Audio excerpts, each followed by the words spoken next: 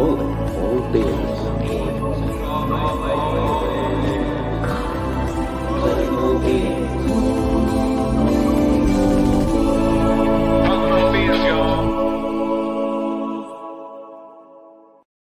Yeah! Welcome back to Calling All Beings, baby. I'm your host, DJ, and tonight we're going to have on one of the original gangsters of UFO documentary filmmaking. But before we get to that, we got to talk to the co-creator of this joint. Looking good, beard looks good, glasses looks good, hair looks good. Put it together for money, Nathan. Everything comes out his mouth is money. He could even finance James' next movie. Yeah. Man, that's incredible. Thank you. Hey, it's so good to be here. I have been looking forward to this interview for so long. We've watched the film. We're telling everybody about it. I can't wait to get into the discussion. And it's just great to have everybody here, and we're gonna have a good time tonight. We're going to have a good time with this gentleman, but you know what? We have this lovely young lady in here. She is our researcher. She's the one that's bringing it strong, bringing it real, keeping us grounded, not letting the head get away from us. Put your hands together for Deb, a study of UAPs, the host of Deb's Data Dojo. Hey, everyone. Happy to be here. Happy to talk about the movie. Happy to talk to James. Yes. Man, she's like, oh man, she's making fingerprints in her table right now. I'm about to talk to James. In the zone, I can feel it. Yes. All right, Nathan, you're well aware that I had a sighting back in the day. I had my own UFO sighting outside of Peekskill, New York, in the Hudson Valley. Out of the blue, I had this sighting, and while friends and family were very skeptical, I knew what I saw. Okay. It was, in fact, the phenomenon. It was, in fact, the moment of contact. So without any further ado, bring in the brother, the filmmaker, who's a researcher, who's getting it done for the community. Party people, put your hands together for James C. Fox. Woo! Can I get an amen out Amen. there? Amen. We got to do that intro one more time, but this time a little more pizzazz, Just a little. energy. Can you pick up the tempo just a little bit?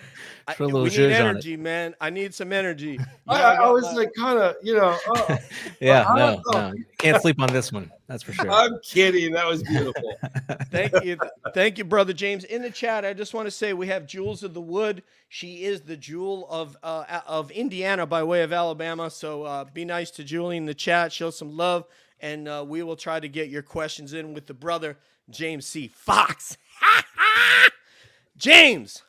So obviously, when you look at me, you're going to realize that my first question is going to be about hair. And so I'm wondering if when you went to Brazil, do you feel like you were more well received as a result of having a head of hair that has been haunting me since I saw the phenomenon, this wonderful head of hair? Do you think that helped you to get people to open up? Or do you think a bald guy like me could have gone down there and done just as well as you? Well, it's funny actually, because when we were editing the phenomenon, I had this guy that I was working with, and he goes, this is like a 2013 clip, and he goes, "Oh, who's that guy?" I was like, that was me. He goes, "That was you?" I was like, "Yeah." He goes, "Oh, I was like, "Yeah, I know. I had a full head of brown hair back then." And since then, I've become a dad, and I pushed the phenomenon across the finishing line. And so, such is life. But to answer your question, no, I think he would have been just as effective, if not more. You know what? This early in the episode, I don't want to disagree with the guest, but I don't think I could have gotten people to open up with it without the head of hair yet. But that's okay. We can agree to disagree on this one, brother James. It's all good. All right. All right. Let me go to my first real question. that isn't the one where, I was going to ask if you and what's his name again? Jeremy, guys, the great filmmaker, colleague of James Fox. Jeremy Corbell. Corbell. Yeah. Do you guys have like a secret UFO documentarian, handshake? Like when you see him, it's like, yo, what's up, bro? Like, is there a secret handshake? I've actually only met him a couple of times. I think I met him at a conference back in 2013. I think he was talking about when he was putting this whole thing together. I think he started to put this whole thing together with George Knapp and Lazar. And then I met him again, I think right after his film came out. Maybe it was 2017, 2018 at another. And actually, in actuality, it was I think it was right before the pandemic hit. So it might've been 2019. And I hung out with him and George Knapp and a handful of other researchers, and we had a good time. We went back to George Knapp's hotel room. We watched some early clips prior to the release of the phenomenon in George Knapp's room, and had a great time. I tell you guys, I'll tell you what, man, you guys are like some Skull and Bones members right there. You and Corbell. That's the place you hold in our hearts for sure. James, are you a documentary filmmaker who researches UFOs, or are you a UFO researcher who makes documentary films? Well, probably both, because I've done other film projects. I did a film called Pretty Slick on the BP oil spill, 2010. I did another film, PBS American Heroes, on a World War II pilot and a conservationist by the name of Martin Litton. That was called The Good Fight. I've done PSAs, things of that nature, but more probably, 95% UFO researcher and filmmaker. I mean, I explain to people, like, I'm on this journey where I'm so curious, and I really want to know what is going on, right? And I just happen to bring camera gear along this journey, and I document my travels and my meetings globally, and I make films about it. And so I share my research with the general public through my movies. I want to say that the thing that I had my answer to this question. I think you're definitely a researcher, because your passion was so evident in what you were doing that you were willing to get your literal hands and feet dirty to do this, and it came through as very authentic. So I want to compliment you on that, and I want to turn you over to the very capable hands of the man we call Money Nathan. Thanks, DJ. Yeah, so this film was incredibly compelling to me, just hearing all the different testimony from folks who were in different walks of life. But to kind of dovetail on what you just said, what comes out for me in this film is your passion and soul for this project. And it was great to see that. I think The Phenomena was also a fantastic film. But to see your passion walking the streets, talking to people, pursuing this story, it was just very, very rewarding. And what I wanted to ask you about, what does it feel like to be in a position where you're giving voice to so many people who felt like they've been ignored for such a long time? And what will it feel like for you if the day comes, and we all hope that it will, where we get even greater government acknowledgement of incidents like this one in Brazil and elsewhere? What will that feel like for you if that day does come? I never thought that 2017, the revelation of ATIP on the front page of the New York Times, coupled with, official evidence taken from the cockpit of Navy jets, I honestly didn't. I mean, I wanted it to, but I didn't think that was going to happen in my lifetime. I was kind of convinced. I talked to Stanton Friedman and other, older researchers that had spent a lifetime, way longer than I have, and never got that chance. I think about Dr. John Mack. I think about, Stanton Friedman. I think about Kehoe. I think about, all these guys that came before us. And so I feel tremendously fortunate to have have gotten to experience that, and that level of confirmation in an official capacity. Now, keep in mind, to your audience, that didn't just happen. It wasn't like suddenly the intelligence communities had this epiphany and felt that, hey, we want the general public to be enlightened and know more about this phenomenon. It was people that on the inside that decided, we're going to find a loophole and sneak this evidence out and put it on the front page of the New York Times, almost force their hand, right? And you can't put the genie back in the bottle. And so I'm cautiously optimistic that, there's more fascinating stuff to come. And did I ever think that I was going to make a documentary on an alleged UFO crash and live beings walking through the town of Varginha? If you'd have told me that 10 years ago, Jesus, like 15 years ago, that it would be not met with a high level of criticism, I wouldn't have believed it, And so we're pushing the envelope a little bit. I understand that I'm putting my credibility a little on the line. I myself had trouble believing the story when I first heard about it in the late 90s. In fact, I didn't believe the story when I heard about it in the late 90s. And then I heard about it again in 2010 or 2011 when I was going to Brazil to give a little presentation on a film I did, I Know What I Saw. And I loved your intro, by the way. You're like, yeah, the phenomenon, and I know what I saw. And then, through that moment of contact, paying me a lot of money for this, it man. just came from out of the blue. Poetry in motion. Well, you make a great point that in some ways, like, we have to sort of get through certain phases, and your films have gone through a journey much like what we're seeing play out in the public conversation. You couldn't have a film like this today, doing it a few years ago. So, I mean, what does that say to you about where the public at large really is with respect to this conversation, the level of curiosity, the reduction of the snicker factor? Obviously, it's still happening a little bit, but I feel like it's happening a lot less. And I don't know if that's been your experience. Oh, it's definitely happened a lot less. I mean, my God, I used to get laughed at all the time. I got laughed at for decades, In fact, I tell this funny story. I used to live I lived on a houseboat in north of San Francisco. Is a little town called Sausalito on the water, and there's a bunch of houseboats out on the docks. And I used to live out on the dock, and everybody on the dock kind of knows each other because you got to pass each other on the dock. But there was this guy who was like a Wall Street guy in San Francisco, financial guy, always suit and tie.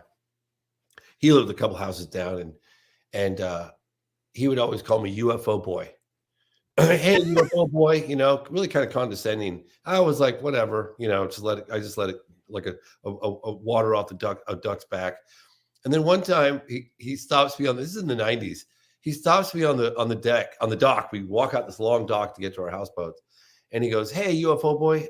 He goes, you don't actually believe in any of this shit, do you? And I was like, no, God, of course not. I just do it for the money, which of course I was totally penniless, right? He's like, oh, good. Oh, good. He turns around and off he goes.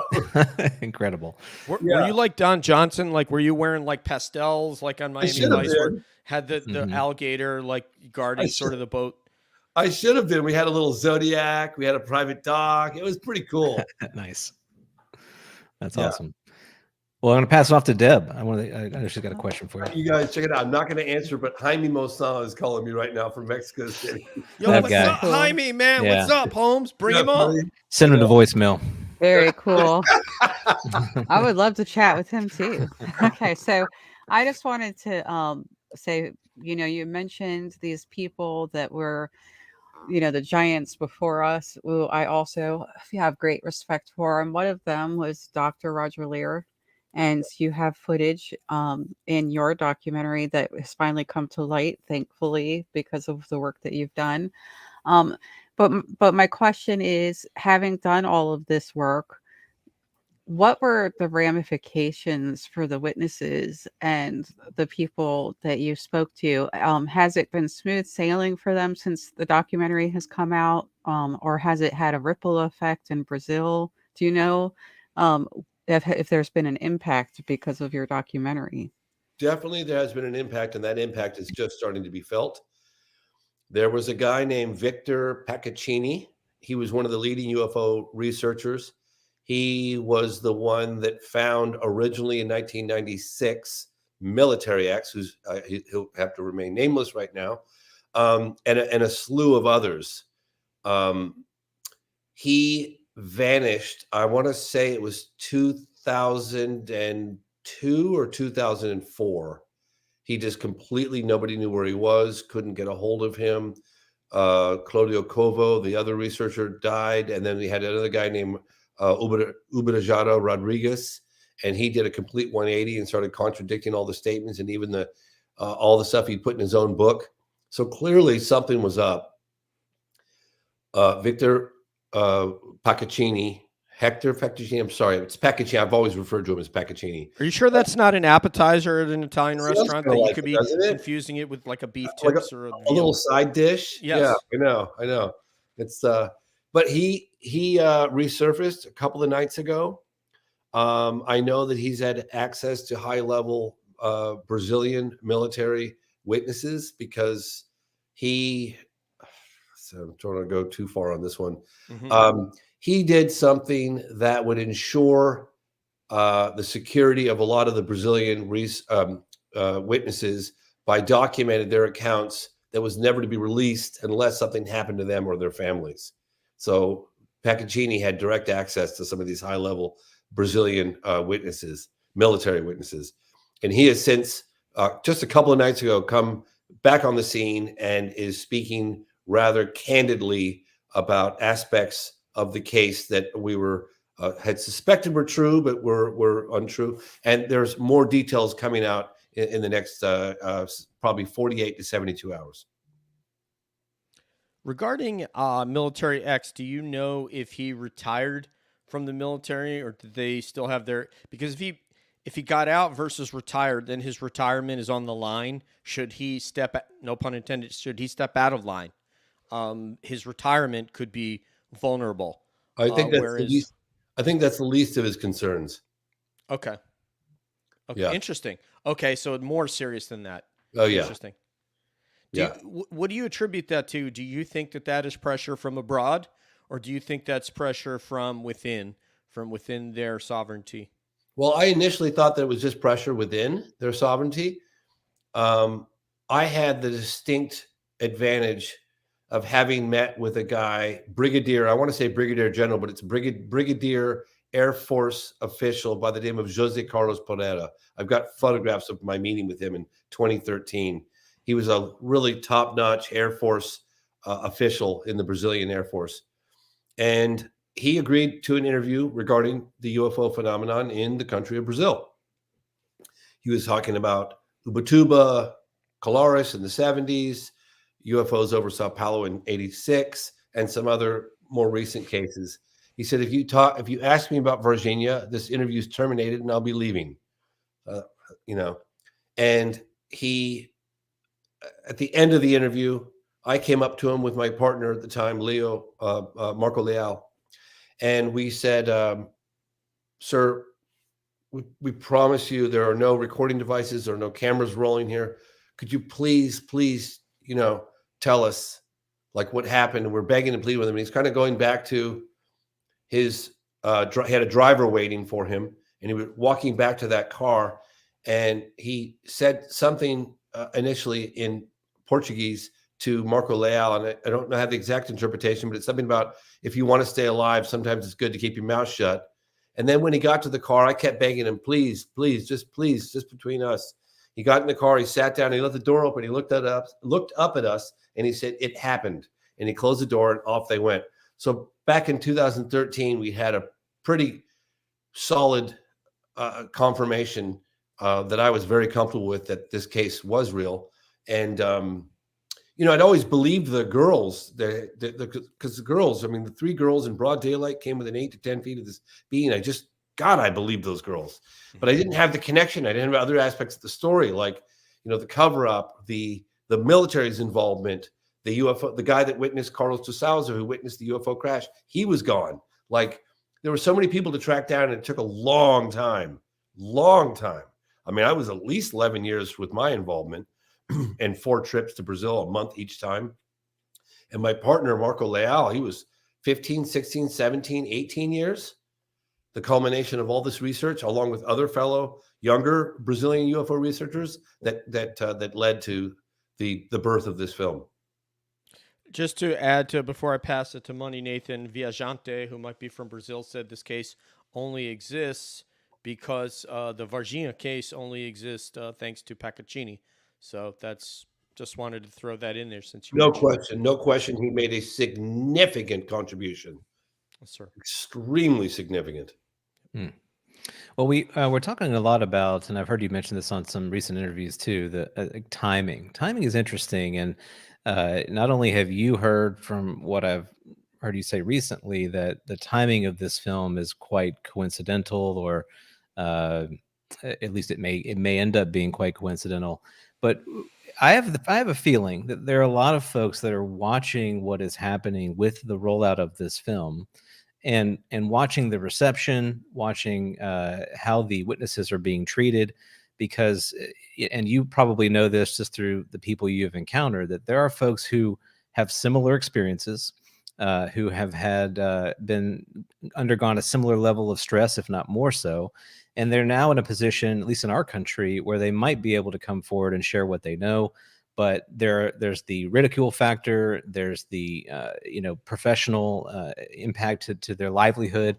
So they're looking at this and going, okay, how is this going, and will it allow me to do what I need to do or feel compelled to do in the wake of a story like this? Are you getting the sense that this may very well be kind of paving the way for other incidents, other witnesses to come forward? It is my hope, and what absolutely, and we had contemplated hanging on a little longer before we released the film because there were some other rumblings of witnesses coming forward as well as physical evidence. And I made a decision, a calculated decision. It's less about my film and more about other witnesses and further investigations and encouraging more people to come forward and join this movement. And so I think it would be better for the whole community to put the film out and benefit from raising the level of awareness about this incident and encouraging other witnesses, both American and Brazilian, to come forward. And I think that's happening. In fact, it's already started to happen, and I'm very confident. And look, we're just now trying to get into negotiations with a platform that will put this film in every house in the country of Brazil. I mean, we're weeks away, hopefully, from solidifying that. That's my sole objective right now, is to try and do that. So we have Netflix that we can deal with. Netflix is great. The problem with Netflix is they want exclusivity. They don't want to share it with anybody else. So they're either going to have to step up to the plate right away, or we're going to go with we're going to get this film across Brazil. Let's put it that way. Fantastic. Well, let me ask a follow-up. Have you gotten the sense that within Brazil that there are elements, just like we've heard rumors of in the United States, elements of sort of rapid response teams to these kinds of incidents, that there may be specialists or subspecialists within the Brazilian military who deal with incidents like this or have dealt with incidents like this? Do you think that that's the case, or is it just, oh, this happened and we just mobilized the nearest unit and they showed up and just kind of did what we told them to do? But somebody called the shots on that, right? Well, we got pretty good intel from a Brazilian researcher who had inside connections, but wasn't able to reveal the exact name of that point of contact. That was that the United States contacted the Brazilian authorities, letting them know that there was an unidentified object or several unidentified objects in the region of Varginha, the state of Minas Gerais, and we felt it was strong enough where the Americans notified the Brazilians, and then the Brazilians responded accordingly. I mean, the witness that saw it hit the ground, Carlos de Souza, he said the military was on the scene within 5 minutes. What? Incredible. Yeah, it's incredible. Yeah. So they were already moving in that direction, like absolutely. Yeah, they had it on radar more than likely. Oh yeah, I'll probably they saw its trajectory. Yeah. And when they arrived, when the military arrived, they weren't there to jazzercise. Right. And it's a shame because it's great exercise. Yeah, it It's a really is. great exercise, right? Yeah. Gets those abs, like Mhm. It's The the blood Brazilian pumping. here said something. Viajante. Let me see if I can find his comment again. Viajante, where is it? He said something like "Tem mais a BRS por aqui," which would be like have more. I don't know what BRS is an abbreviation. Around here is what that would mean. So I don't know if he means witnesses. Viajante, here it is. It's right here. I don't.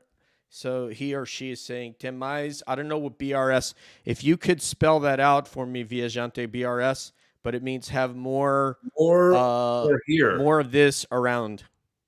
And Them, he may you mean have witness. She may mean more. witnesses. I don't know what Yeah. BRS is. The only word I don't know what that is. Me too. So Viajante, spell it out. We Americans, brother or sister. What's BRS? Come on. Mice I know is some. more.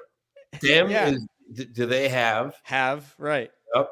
Yeah, I Aqui know is that here. much Portuguese. So, Yeah. all right. Me gustaría un tazo de vinto tinto, por favor. Oh, you want some red wine? I think he's saying it stands for Brazilian. Got it. Yeah, so Hey, it's, go for it, Debs. Unless Okay, Nathan, do you have so- more? Oh, more Brazilians. Okay. Yeah. Okay, sorry. So I'm actually really excited about talking about the Americans coming on the scene. First of all, because I've gotten information that the military air traffic controller in Brazil has come forward recently talking about being a part of this case. So yes, people are coming forward, but there's a actual lot of history about Americans showing up to pick up objects, and I know you've mentioned crash retrievals. And one of the people who has helped you in the past, Kevin Randall, actually wrote a book about that program that did those crash retrievals called Moon Dust. And I was wondering if you're on that path, if you're chasing that down at all about Project Moondust coming to pick up crashes, American soldiers coming to pick up crashes in other countries. I quite honestly barely believed in UFO crashes. I mean, I was pretty convinced about Roswell. I didn't believe this case.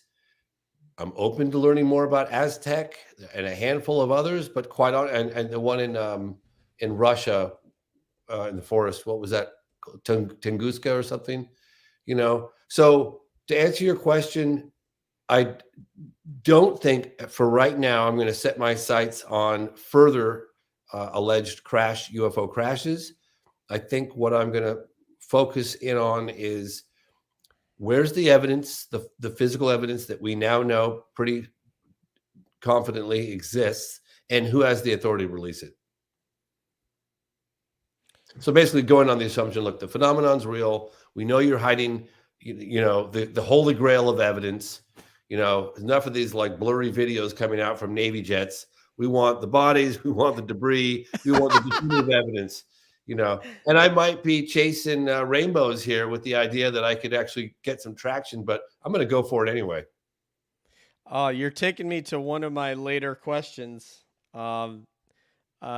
James. But what? But I'll ask it now. We got to get to a question from Red Panda Koala. He is a future guest, and he's also an amazing content creator himself. He has a question that Julie has for you.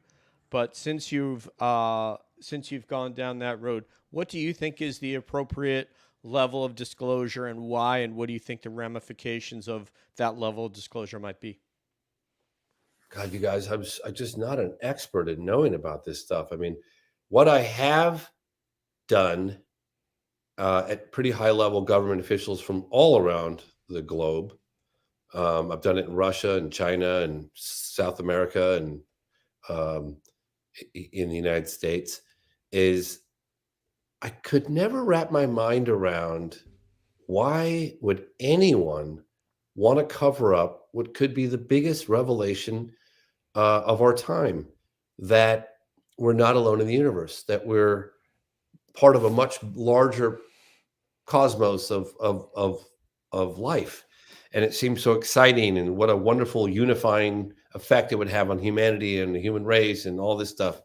But then like this military guy looks at me and he was like, look, man, I don't know what planet you're wandering around on, but we don't look at it that way. We look at it like we got a problem. We have objects of unknown origin whizzing around with impunity in our airspace that fly rings around our fastest jets. Shall they turn out to be hostile? We have no visible, means of defense against them. We have no idea who they are, where they come from, or what they want. How on earth do we disclose that to the general public? It's a problem. And you can't reveal what you know without revealing all the things that you don't know. That was the first time I honestly was like, Oh, that's why. Okay.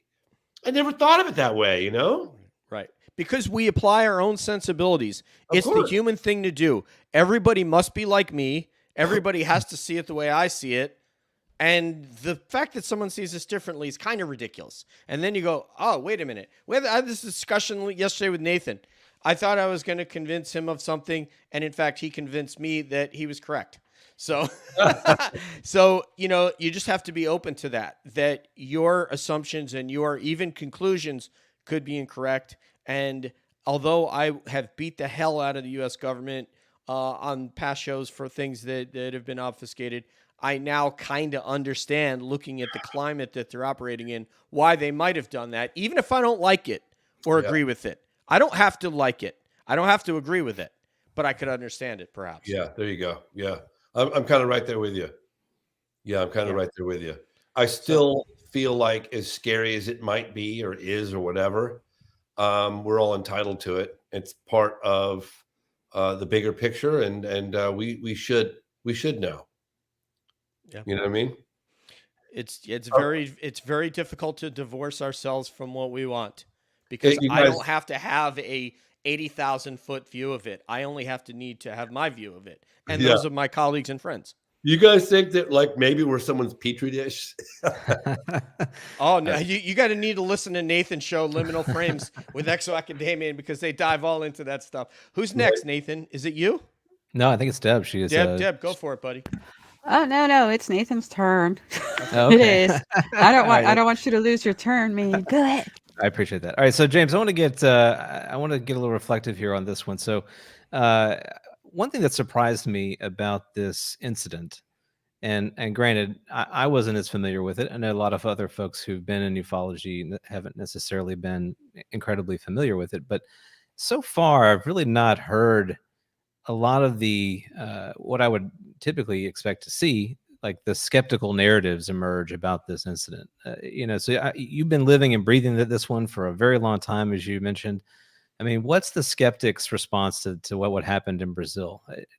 Because it doesn't seem everything that you've presented in the documentary, it's super convincing to me. But what's the alternative story here? They were just kind of having some sort of weird military exercise, and they captured a strange creature that got loose from the Amazon rainforest or something. Like what happened there? I mean, it doesn't make sense. Well, you'll see at the end of the film, the outlandish nature of the story itself is its own best, right, way of keeping it for the general public. I mean, you tell someone, I got a guy who lives up the street from me who's totally a big fan of my work and loves the phenomenon, loves Out of the Blue, loves I Know What I Saw. And he goes, James, I hate to say this. I feel really bad not having you back on this one, but you've gone a little far for me, buddy. I'm sorry, but you lost me. And I'm a little worried about you. I said, Jamie, I completely respect your opinion on that. And I completely understand why you feel the way you do.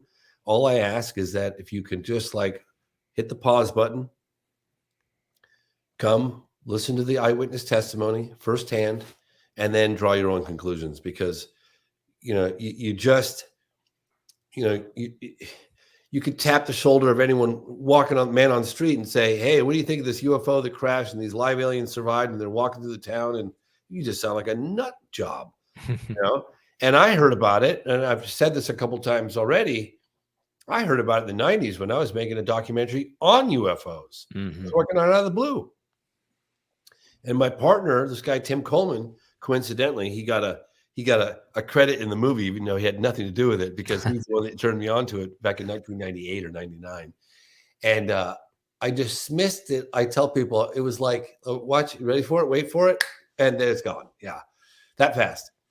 And he was really annoyed with me, you know, but I didn't give it another thought, not another thought for at least 10 or 11 years. Nothing. Then I heard about it again. And I just thought, it's impossible.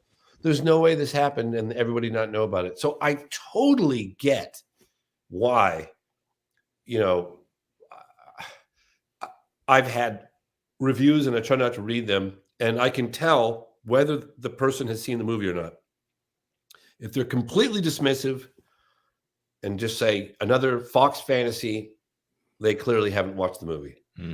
I've had other ones that say, as outlandish and crazy as this might come across, is the way I was feeling when I turned, you know, I was compelled to listen to further eyewitnesses. Something happened there. Can't say exactly what, but you know, you can't just dismiss all those witnesses, because no one person has the entire piece, all the pieces of the puzzle, right? The picture. But if you start putting all the pieces together, it paints a pretty compelling picture that something crashed and that there were live beings, entities, whatever the hell you want to call them, wandering around in the town in broad daylight. And were captured. Pretty crazy. It is. Well, and you have so many witnesses, again, from all walks of life. They're not sitting around a coffee table and getting their stories straight with each other. So that to me is quite convincing. It took so long to convince those witnesses to come forward. 85% of them we chased down for over 7 years, and 10 years, 15 years, 20 years. No joke. And they were all, you know, oh, I'll do it, I won't do it, or I'll never do it, or maybe I'll do it, you know, 5 years later, oh, maybe after I retire, maybe, kept going.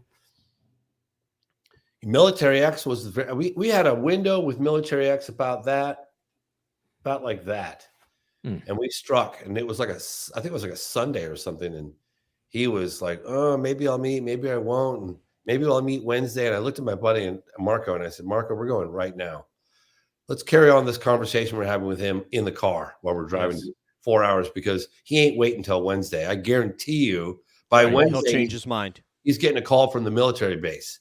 Like, we're going now. And we went now. We jumped in the car and went. We didn't even know where we were meeting when we were driving up the road to go get him. And we didn't know if he was going to pull the carpet out from under us, but we went for it. And boy, did it pay off. Oh, yeah. And your friend Jamie, who said that he's worried about you, has he seen your hair? That's all I have to say. There's no reason to worry. There's nothing to worry about here. This is absurd. I question his judgment. Debs, go ahead for my friend. This is an exciting moment for me, because now I can present to James Fox a question from another leading documentarian who gives us some of the best information on UFOs in the world. Red Panda Koala. Red Panda Koala asked, yes, very, very excellent. Well, I'll read the whole thing. It says, cheers, everyone. I'd be curious to know what James' sources have heard about the upcoming UAP reports and Havana syndrome.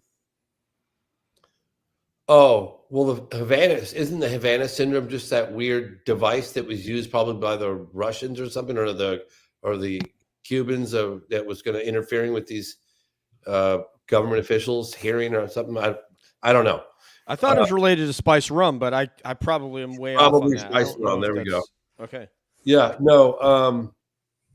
All I got was a phone call from a guy that insider, and I gave him a sneak peek of the film a few months back, and he said, "Boy, you have no idea how good your timing is on this." I said,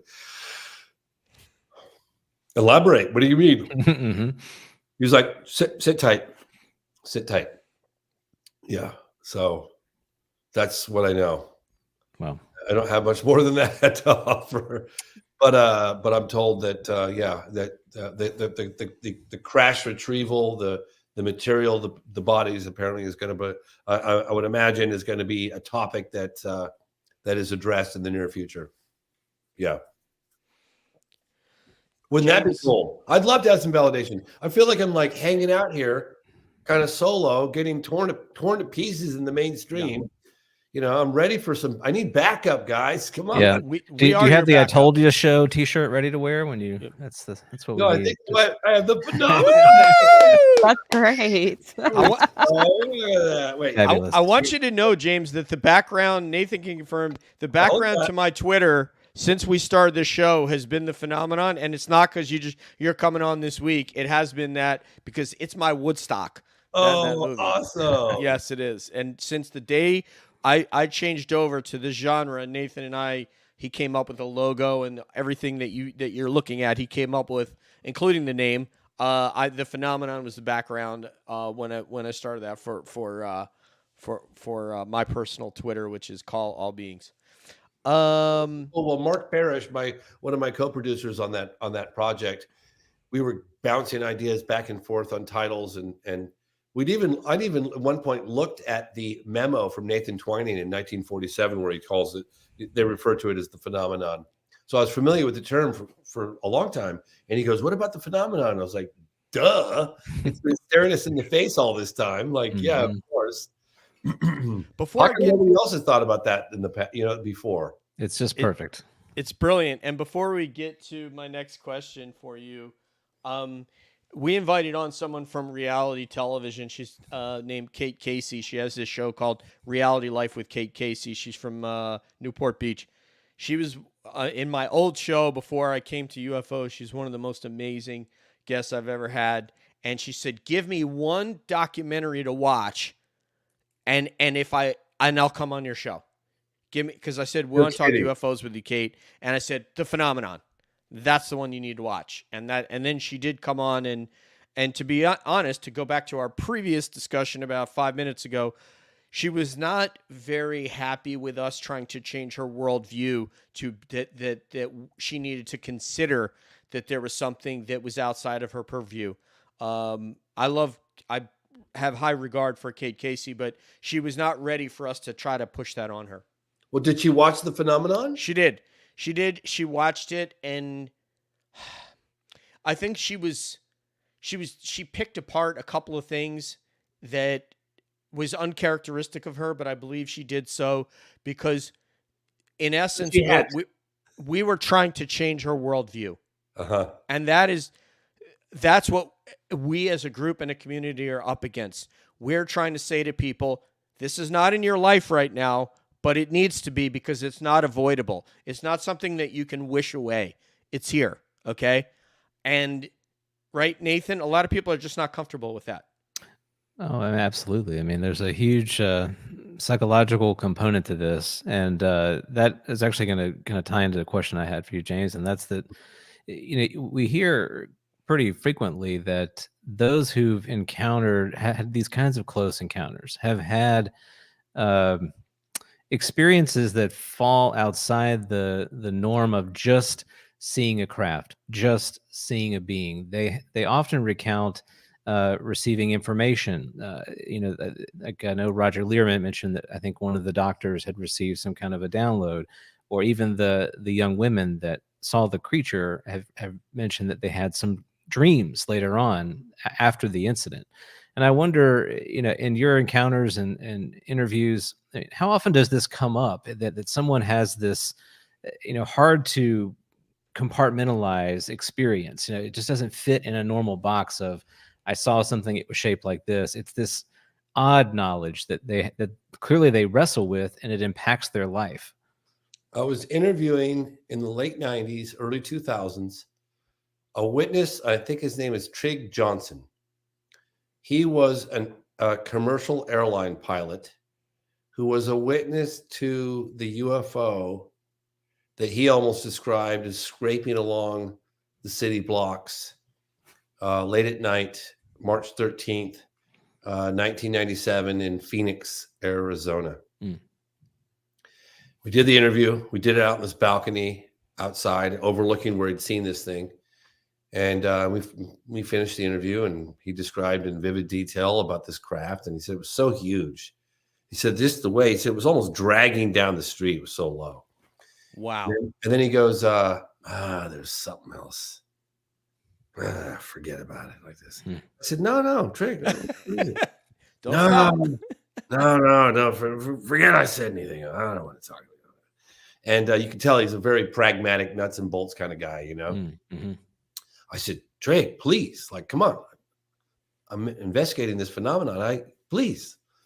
You're not gonna fucking the son of a bitch. It said something to me. Wow. And he was so reluctant to share that aspect of it that he just knew he was going to sound like a wacko. And he knew it. And he didn't, because I believed him. I'd heard that many times. And we're not here to harm you, or something like this. We're not here to harm you. And I've heard that so many times. And I hear that with people not even having contact with the being, just looking at a craft. Right. And of course, the being, this very different than the Rua case in 1996 in Ariel School, Rua, Zimbabwe, because under that, in that case, according to the witnesses, the beings were in control of the situation for the most part. Right. And in this case, in 1994, sorry, I got the dates wrong. 94 was Rua, 96 was Varginha. And in the 96 case in Varginha, the beings were cowering, they were afraid, they were vulnerable, they were weak and feeble, non-threatening, and they communicated telepathically, according to the witnesses, that they wanted help. They want to help? They wanted help. Yeah, they wanted help. Oh, wow. Interesting. Wow. I got the feeling that they knew they were being hunted down by the military. Those two beings. Yes. I'm actually, my next question is about that. And so this is an opportune time to ask you. Let me see. Basically, it's regarding Liliani and Katya. And you asked them if the creature communicated with them telepathically. Why did you ask that question? Because as a researcher, I want to be put in that, even though you know that moment of contact was so brief, but time slows down. You have a car accident, you have an encounter with a strange being, whatever, time slows down, and a lot can take place in a short period of time. And so I remember standing in the field with Katya and Valkyria and her sister Liliani, and saying, during that moment, when you made eye contact with this being, during that moment of contact, and that's where Thank you. Let's get the branding in there, James. Let's go, man. During that moment of contact, and in the field, I said to myself, "Oh, I like that title. I'll think about that one later." But I said, during that moment of contact, put me there as an audience. I want to be there. What did you feel? You know what I mean? Yes, I know. Slow it down for me and just tell me, describe in every millisecond of what it was like. Because I want to be there. I want to know, And that's what she said. She's like, I'm scared. I need, help me. That kind of thing. And it was feeble. It was non-threatening. I mean, the only thing it did was, it was probably the other side, but it was slouched down with its hands between its legs, slouched down quite slow by this cinder block wall that had some graffiti on it. And when the girls yelped, it just went and looked her in the eyes. And that's when the two sisters, Valkyria, who's 14, Liliani, who's 16, ran out of there. They left Katya alone, who was frozen in her tracks, and Katya was 21 years old. And Katya is about 8 to 10 feet away from this creature at 3 o'clock in the afternoon in broad daylight, locking eyes on this thing for several moments. And Liliani, who's 16, who's grabbing her younger sister, Valkyria, gets about 100 feet away or so. She realizes, shit, we left Katya. So she runs back and she grabs Katya and pulls her out of there too. And that's when, I said to Katya, like, what did you feel? And that's what she said. I got the feeling this thing was yeah, I'm scared. I need help. Yeah. Most How of they the could have time, helped it, I have no idea. What other right? additional could you imagine? You remember the movie E.T.? I do. Yeah. Well, I mean, what would have happened if they'd Yeah, stuck around, stood around a little, stuck around and Right. brought this thing in? Took it back home. Yeah. yeah. Put it in the closet. Mhm. I Who the heck knows, man? That's just a crazy story. Most of the time when I ask UFO experiences to put me there, they're unable to, at least in my mind. For you, they may be able to, and for Nathan and Deb, they may be able to put you there so you can feel it. I'm unable to feel what they feel much as I want to. When I hear Bigfoot first person encounters that happen in the forest, I do feel like I'm able to connect with that. And that could be just because of the nature of dealing with someone who's aboard a craft in front of a group of beings. Maybe they're controlling your thoughts, maybe they're making you forget things, and the person is not able to convey to you accurately how they felt. Whereas people who interact with Bigfoot, it's a lot more. What's the word I'm looking for, Nathan? It's a lot more visceral. Mm-hmm. So Yeah. anyway, just FYI, I want to ask you a tangential question now before I pass it on. Let me Yes, say sir. one Yes, more sir. thing, if I may, while we're on that topic. When we were interviewing Military X, and I'll remind your audience, Military X is the gentleman who allegedly drove this being around. He started off, he went from Humanitas Hospital in downtown Varginha to Eza military base, Eza military for the night, and then from Eza military base to a place called Espesex in Campinas. And that's where the Americans came in on the 22nd of January. But during the time when he walked in to the hospital, Humanitas Hospital, to on a mission to retrieve this creature, he walked in the room and he saw this thing, part of it, on the table in a little box. And I said, "Okay, hold on, slow it down here. I want you to put me in that hospital room. Slow everything down. What were I always close my eyes when I do this because I really focus. I want to know what the expressions were on the other people's faces. What were other people doing? What was the mood like? What was the atmosphere like? Put me in that room." I always ask that because I want to be there, And boy, was that an intense moment for me. And it translates well in the film, but he's just talking about like everyone was freaked out, frightened, and the level of unknown and not what to do. And yeah, man, he's pretty crazy. And, and you think like, us as researchers, as people that have a heavy interest in this topic, what a blessing it would be to have that level of confirmation, to be able to see, a creature, an alien, an ET, whatever you want to call it. But he opened up about the effect that it had on his life, and it's pretty much like almost ruined his life. He wish he'd never really had this experience. And that burden, having to shoulder that burden for 26 years and possibly longer, not telling your wife, your family members. I mean, he had a cousin when we showed up to interview him that was there, who was present. First, I didn't know who he was, kind of a big young guy. And it, seemed a little intimidating, but then he was just turned out to be his cousin. And his cousin never knew that he'd had this experience. It's like, I didn't tell hardly anyone. So anyway, that was a little tangent I just had to take. Wow. No, along this same line, because while we're here, we might as well get to it. You talked about the smell. You talked about the skin color. I think you even suggested in the film that the intense heat and humidity, because in January it's the summertime in Brazil. What do you attribute that to? Do you attribute that this being was not acclimatized and that would not be its normal state of being, that maybe that smell of the ammonia, etc., had something to do with what it was experiencing biologically? I honestly didn't know uh, and I didn't even attempt to know.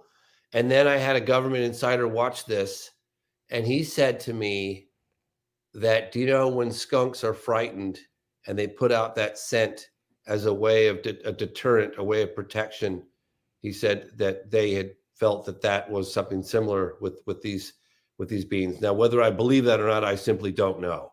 But these beings, according to all the witnesses, every single witness, had very oily skin, almost like you can imagine, like if you had an organ, like a liver or a kidney, and you made the whole skin out of that kind of texture and wetness, you know. Spindly arms, spindly legs, weak, brown, big red eyes, and these like three, nobody could quite describe what they were, like ridges. They were not horns, but they were like ridges, three of them. One, there was one here, and then one sort of here. Like a bicycle helmet kind of a thing. Yeah. Just kidding. Slits for mouths and barely anything for a nose. Anyway, this is just what the witnesses described. I wasn't there. I didn't see it, so I don't know. Yeah. Someday you might. You may see it. You may see those photos. Debs? Yeah, so I wanted to get to something that a lot of people are interested in and that we have a question from the audience about. So when I read Lear's book about this crash in Brazil, he mentioned the footage in his book. The footage has been foremost on a lot of people's minds lately. And we have a question from the audience from Mike. I'm going to say this wrong. I'm so sorry. Aquaviva, I believe. If James had, let's say, the footage of the Varginha alien or any other great footage, how would he want to release it? A Twitter post, going to the media first? How calculated would it be? In other words, how are we going to get it from you, James? How are we going to see it when it comes out? So I can neither confirm nor deny. No, I'm kidding. We have been zeroing in on photographic evidence that we've been made aware of over the last couple of years. We've gotten extremely close. I'm trying to reveal as much as I can without jeopardizing our contacts. We have a very large cash offer reward for it. We've had a response from one person saying it's too dangerous. We've had a kind of a not at this moment, not at this time from someone else, but we have some new lead. None of these people came to us. We found them. And we found them because the people that we interviewed saw the footage. So we know, and there was just no reason for these people to lie. We tracked them down. I had been in touch with some high-level publications, editors, just in the last couple of days. And they are like, you need to, if you do secure this footage, you need to talk with us about strategizing on how to release it. So I promised them that we would do that, and how to go about doing that. It's an ongoing developing story. There are new people that were reluctant to participate in the past that have direct access that are now on board. And so I'm feeling quite optimistic that something's going to come out of it. But I'm holding my breath. I kind of am holding my breath, and just like, if there's if any of you out there think that there's anyone that wants it more than me, then please reconsider that. I just want to say Deb wants it more than you. I'm just kidding. James. I have to say that with something like this, it's just so great to see the validation was already there, because Lear saw it, or not saw it, but heard about it back then. So it's like so nice that it's like the parallel is there. Mm-hmm. And James, just because we're we're friends now, I just want to let you know, cash offers notwithstanding, I want you to let these people know in Brazil that the Lou Malnati's pizza, the deep dish pies from Chicago, you can airship those in dry ice to Brazil. And if that could just get us over the goal line, I think Whatever it's it worth. takes. Yes, right? I We're mean, willing to Nathan, do whatever it takes. wouldn't you like a Lou Malnati's pizza, Nathan? Come on, man. I mean, You it guys- sounds delicious. Yeah. You guys can imagine the eyewitnesses how scared they were to come forward. Now imagine an eyewitness with physical evidence, because that's the holy grail, right? Obviously, look, there are going to be people out there that say, you know, no matter what it is, no matter what piece of evidence it is, whether it's photographic or videotape or film or whatever, I'm just not going to believe it. It was clearly done in some kind of special effects house, or in, you know, and I get that. Now, our number one objective would be for someone to not anonymously in the Brazilian military to come forward with this evidence and their name and their face on it and all the background credentials, yada, yada, yada. That would be great. The government coming out with it, that'd be great. Do I expect that to happen? Probably not. Could it happen? Maybe. You know, if the Brazilians come out with it, that's going to reveal the Americans involved with it. Maybe the Americans don't. You know what I mean? Like, who knows? Or maybe, you know, that when it flew from, allegedly, when it flew from Campinas out to the United States, I'm sure there were cameras on board that flight. You know, was it alive still? Was it dead? I'm curious about that. You know, was it alive when Military X saw it? Absolutely. Okay. In the operating room. I was thinking of the military police officer Marco Teresi, who captured it with his bare hands. It was obviously definitely alive then. It didn't put up much of a fight, apparently.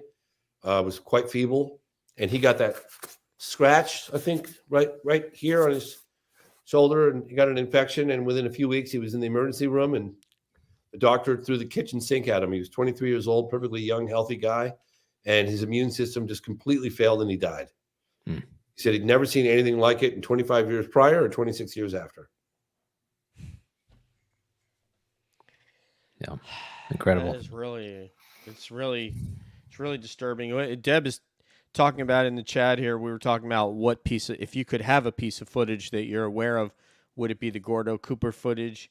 Deb says, would it be the footage from Holloman Air Force Base, where apparently it landed on end of runway? Would it be Roswell footage? What would that Holy Grail footage, or would it be the Brazilian footage? Now it would be I would like the Varginha footage, but honestly, I was investigating Socorro, New Mexico case in '64. I wasn't investigating in '64, the '64 case in Socorro, New Mexico, with Officer Lonnie Zamora. And just a stone's throw from there, that's a close encounter of the third kind. And that's a case that caused Dr. Jalen Hynek to do a 180. And so just a stone's throw from there, I came across some articles from a woman named Coral Lorenzen. I think it was APRO. And Ray Stanford had them in his archive.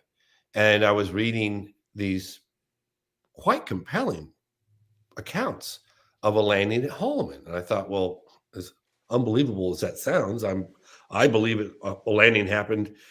It's the Socorro, which is right nearby, right? Mm-hmm. Stones, you know, as the crow flies. Why not? And then I started hearing about, you know, footage of the landing that was recorded at Holloman. Mm-hmm. And then I found that documentary, UFOs Past, Present, or Future by Alan Sandler and Bob Emenegger. I met with both of them, one of which gave me a thorough and exhaustive interview on camera. That was Emenegger. I interviewed Colonel Coleman, who was in charge at the time during production of that film in the early 70s. And then I went to the house of Alan Sandler, and I saw archival interview of Paul Shartle, who was the archive guy, I think, at the Air Force Base at Holloman. At the time. Not Holloman, but he processed all the film footage that came to different Air Force Base. I think it was in Norton in California. But in any case, interesting. He saw the film footage, he processed it, and he showed it to Alan Sandler. And I said, and Alan suddenly comes out with this after we've been in touch for months. And I was driving my car, and as I do, I said, "Excuse me, you what?" He was like, "Oh yeah, I was showing that footage." You hold on a second. What? Pull the car over to the side of the road. I said, okay, hold on a second. Alan, you're telling me that you were shown the footage of a landing at Holloman Air Force Base? Yes, I was. And I said, all right. And I closed my eyes as I do. And I said, you tell me. And he said, well, he said, and he didn't know what it was. He was like, could have been like one of our own. He was like, this is what I saw. I don't think it was ET, but I went out, you know. He said that this film footage showed 3 disc-shaped craft come in on the distance, and they were escorted by military jets. And then 2 kind of peeled away, and then 1 came down and it wobbled down onto the tarmac of the base. He said, just like a leaf almost kind of falling. And it landed, and he said, you know, just like in the sci-fi movies, it was like 3 pods, landing pods came out. And he said this door, like this seamless door, like there wasn't a seam, just opened up and dropped down. This was what Alan Sandler told me.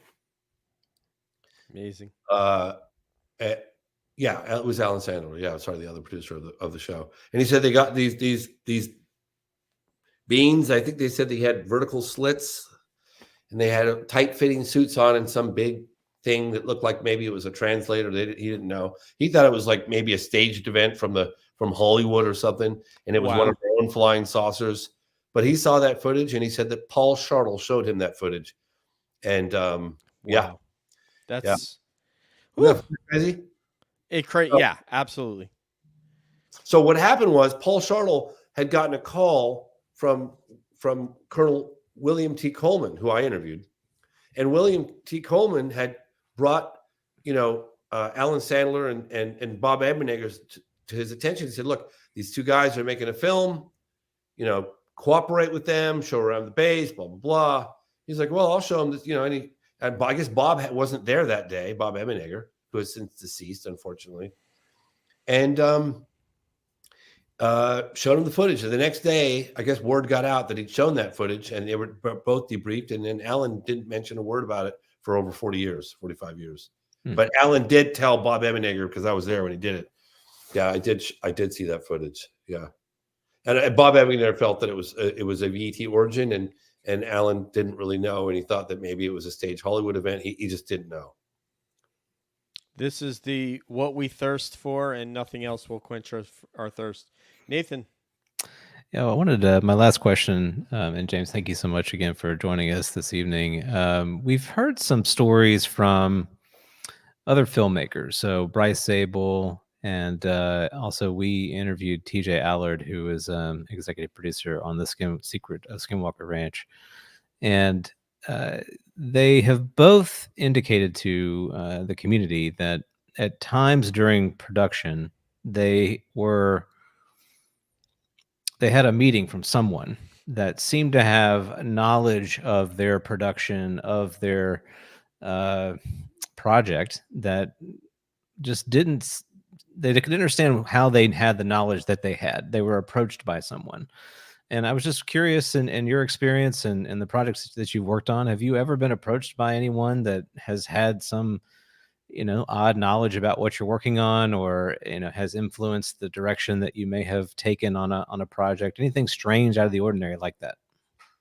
No, I've been spooked 3 times.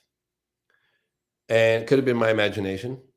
I don't think so. I have a pretty good little inner voice, but maybe it was. One time when I was trying to get a guy named Ricky Sorrells on camera, who was a witness to the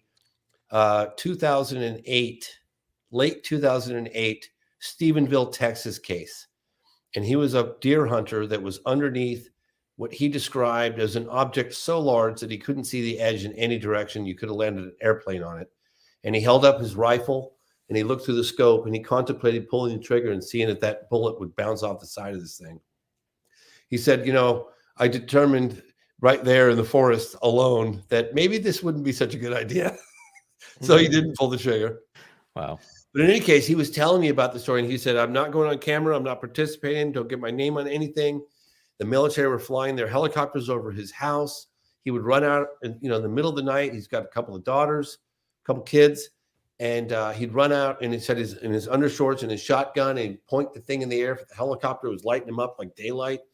And I think either he called the base or they called him and stop flying your helicopters over my house, my property. And they said, it's not your property. It's our airspace. We'll do what the hell we like. And I suggest you stop talking about what you saw. So this is what he was telling me, not on camera. He was like, I'm not going on camera. I will not go on camera. But if you want to know what's going on, this is what's going on. And while I was out there talking with him, like a FedEx truck or like one of these delivery trucks pulled in. And he lived off the beaten path on a ranch. Like, come on, man, you don't just accidentally drive down this guy's driveway. We both looked at each other, and the whole film crew looked at us like, well, that's odd. And the guy kind of pulls in, looks at us, turns around, and pulls out again. And that night in our hotel room, the sound guy, the camera guy, production assistant, myself, all were like, I feel really spooked here. I don't know. We need to, I don't know, somebody's watching, it was just spooky. We just felt it, right? So that was one. Two, I got an email when I was doing the National Press Club event with Leslie Kane. We flew in 14 military and government officials from 7 countries. We made that film, I Know What I Saw. And I got an email that said, stop doing what you're doing. We'll put you to Z. And it had like a big Z and then a smaller Z's and smaller. It was a little spooky, but whatever. It could have been just some random freak. And then the other one was when Eric Lopes threatened to shoot us in the face. The witness that was apparently driving the car during the second capture with Marco Teresi. That was a little spooky because I'd never been threatened to be shot in the face before on camera. And then paralleling that, the people that we had just met with or about to meet with were getting phone calls from as a military base, and creepy phone calls. Like, hey, how you doing, so-and-so? You still living out at this address? Good. Hey, how's the family? Great. Yeah, we're happy to hear that. Yeah, there's an American documentary film crew, apparently. Yeah, did they reach out to you at all? Have you talked to them or?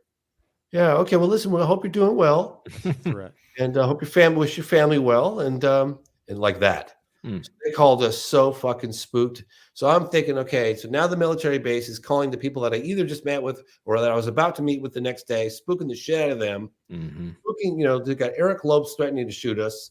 He clearly doesn't want to talk. And I was like, you know what? It's time to get the hell out of here. I just felt like spooked. Now, I wouldn't call that necessarily paranoia. I was legitimately spooked. But did anybody threaten me directly? Did I see any unmarked vehicles following me around? No, I didn't. That was it. Yeah. That's the one instance I think I might have done better than James, because Lopez might have said, I feel bad for the guys have no hair.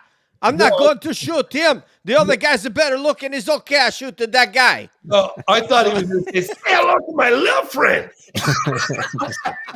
Open up on Debs, you. Yep. That's your last question, my friend. Say hello to my little friend. What a great Al Pacino. Come on, man. If not, we're going to have you doing lines from Heat. We're going to have you doing lines from Scent of a Woman. I mean, you're going to get right into a hole here. So go ahead.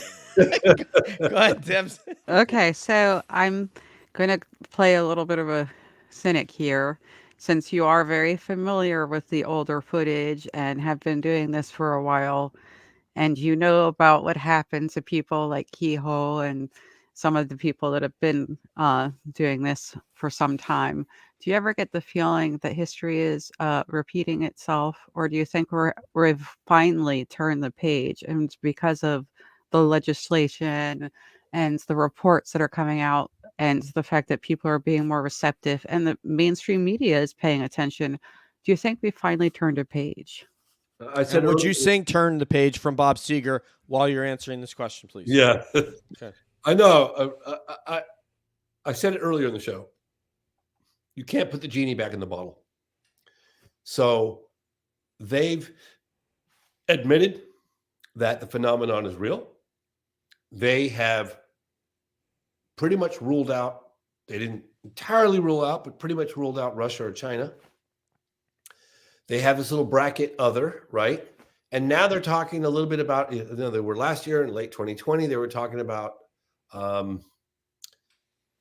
recovered debris and potential bodies, which I was just shocked to hear in mainstream. I think it was in the New Yorker, the New York Times, Fox News. So I think we have turned a page, and I think it's time now. I kind of wanted to like relax a little bit and enjoy the fruits of my little success with the phenomenon. But then I realized it's time to turn the heat up and keep the pressure on. So I dove right back in again. And now I'm already diving back in. Just before this call, I was on the call with new producers that I'm going to start my next film and probably start shooting as early as the end of next month. And I'm exhausted. Woo! Don't stop. I love I'm hearing exhausted. that, man. We'll get to this in our goodbyes, but which Cabby, we always do our goodbyes individually, and before we finish off the show. But you're very, very inspiring what you're doing. I'm not saying that. I mean, like, you're really, really a regular guy, and you sort of remind me of TJ Allert in a way, because he's from Buffalo. He still lives in Buffalo, even though he's executive producer of a television program. And he comes on here. He's just like a regular guy like yourself. And you guys are pushing it. You specifically are really, really pushing it in the face of possible potential scorn and scrutiny. And you're driving forward. And that really inspires the community, in my opinion. But I do actually have one more question for you. Thank you for that, by the way. I appreciate it. Sometimes it feels kind of lonely out here. No, we're with you, and we are. You said you're not alone. We're with you. People in the community always hear me say that, and it's because I do believe that we are there. There's some people who don't really want to be part of the community, who are always looking to tear people down. But there's a super group of positive people here, and no matter what anybody's going through, most notably yourself, we are with you. My question to you, James, my last question would be that if you could, as a filmmaker and somebody who is able to tell this story through a little bit of artwork mixed with a whole lot of actual events and truth, if you could script your own UFO experience, first person encounter, what would that entail? How close would that contact be if James Fox could create and make his own encounter happen? What would that look like to us? Funny enough, I'm of all the cases I'm most jealous of. And somebody asked me the other night, if you could have a time capsule and you can go back in time to anywhere. I said April 24th, 5:00 p.m., 1964, Socorro, New Mexico. I would just love to see that object land and those beans get out and dig around whatever they were doing when Lonnie Zamora was there. Wouldn't that be cool if I could just hide behind a bush and watch that happen? Yes. Jump out. Hey, you got the toolkit? We got some going on here. Call roadside soldering assistance. iron. We're rolling, Yeah. So you don't want to get close. You don't want to get up close and personal like in a craft. If you knew you'd come home.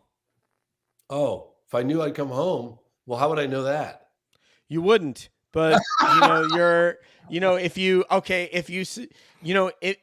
you know what, you bring up a good point, because we really don't know how many missing persons are attributed to the phenomenon, and that could be we've talked about that fairly recently on the show, that could be a very, very closely guarded secret, and part of why they don't want to broach this topic.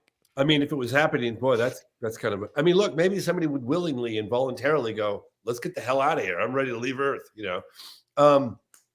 Absolutely. When I go, if I, I have an 8-year-old son now, so I think about him first. It's another reason why I got a little spooked when I was in Brazil. I'm not really concerned about my own life, but I have a kid now, so I have to think about him. But obviously, I think that'd be fascinating. I think about Travis Walton and his experience. And again, when he told me, I was like, put me there. Like when you woke up and I closed my eyes at the table, And I sat there for every word, recreating the exact experience and walking down the hallway. And he said he could feel his shoulders rubbing up against this polished aluminum hallway that was all smooth with no seams and no rivets. And then going into that room and seeing the one chair with the screen and the control arms, like, wow, so amazing. But then how do you process something like that when you come home? How do you share that story with anybody else? Everyone's going to think you're nuts. Like, the effect that would have on you for the rest of your life. I mean, that level of validation, confirmation, I mean, is it more of a burden than anything else? You have to kind of ask yourself that question. For the most part, most people that I know that have had these incredible encounters, they kind of wish they hadn't. So if I had an encounter in a perfect world, probably, and if I were to go up in a craft, I wouldn't mind doing it in front of like Macy's Day Parade or something, and down somewhere where there's just tens of thousands of witnesses and cameras, and then when I get back, then I'll be believed, and I can really describe, and it could be accepted once and for all. That's my final answer. That's awesome. Love it. I love the way that you evolved to that answer, because that's the way to do it, where nobody can say anything to you when you return because it was all on camera. Yeah. My goodness, Deb, we're going to say our cabby goodbyes. Yeah, I just wanted to say thank you so much for including experiencer accounts in your work, because that is so crucial right now. They've been lacking that validation for some time, and you're really just doing incredible work. We're so impressed with everything that you're putting out. It seems to just get better and better. Please come back when you have the next one. We can't wait to talk to you more. You're awesome, and we have your back. Keep it going. Thank you for that. Yeah, James, the artists in the world really have an amazing capacity to give voice to the human experience. And when we're talking about an experience that isn't even quite human, it's so important for artists to do the work that they do. And your art is moving people, and not just in an emotional way where we're connecting with the story, but it's moving people who've had experiences, who've been close to this issue. And I don't think we yet know the impact that this is going to have, the downstream effect. And so, again, as Deb said, we are cheering you on. We're so grateful that you came to speak with us, and really look forward to what you're going to do in the future. So thank you. Thanks, you guys. As a continuation of what Nathan said, someone used the word heroism in a tweet and attributed my name to it. And I when I think about heroism, I think about a lot of different, because I'm from a military background, I don't think about people who are like me. I think about people who are my friends that are music teachers, that are out creating the next Keith Richards, the next John Bonham, the next Stevie Nicks. We have this show actually has some friends like that do that go out and do that, and artists like yourself that are doing this. So I really admire people that are filmmakers and musicians and artists and school teachers and people like that. So you are a hero to this community, because we don't, obviously we think we're a lot larger than we are, but the only way that we're going to get larger than we are is by people like you doing what you're doing, because each time you make a film, the audience gets broader and broader and broader. So that is a form of inspirational heroism in my mind. So thank you, James, so much for coming on and sharing some of your story. I'm really sure that we can next time do kind of like what you did with Concrete, where we can find a little bit more about what was formative experiences in your life to bring you to this place. So I hope you'll come back and join us. Thank you guys so much. And my last question to you is, how does my hair look? It looks it looks phenomenal. Fabulous. I was in the salon for hours. Slaved over it. Yeah. No, a little more. No, hang on. Take a Nailed little it. more off the side. I love love it. There is no better way to end a show than that. So for Debs, for Nathan, for James Fox, this is DJ and Calling All Beings. Make sure you go and watch A Moment of Contact. It's on Amazon. I believe it's $14.99. Julie has put it in our YouTube chat. You can click on that. It'll take you right to Amazon where you can buy the film. Don't forget to rate it.